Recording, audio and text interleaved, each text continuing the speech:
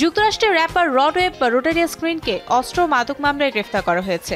পুলিশের তথ্য মতে গুরুতর অপরাধের চেষ্টা করার সময় তিনি বন্দুক বা ছুরি বহন করছিলেন। তার বিরুদ্ধে বেপরোয়া গাড়ি চালানো ও মাদক সঙ্গে রাখার অভিযোগও রয়েছে।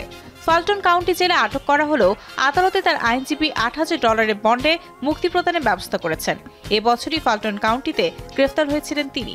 তখন গুরুতর হামলা, অপরাধের ষড়যন্ত্র, সম্পত্তির ক্ষতি ও আইনশৃঙ্খলা বাহিনীর কাজে বাধা দেওয়ার অভিযোগ এনেছিল পুলিশ। 26 বছর বয়সী ফ্লোরিডিয়ান র্যাপার রড, তার 11টি প্ল্যাটিনাম সিঙ্গেল ও 4টি নম্বর 1 বিলবোর্ড অ্যালবাম রয়েছে। সম্প্রতি গ্র্যামি মনোনয়ন পেয়েছেন তিনি। বর্তমানে মামলাটি তদন্তে রয়েছে। রড জেলে থাকবেন কিনা তা নির্ভর করবে আদালতের পরবর্তী সিদ্ধান্তের উপর।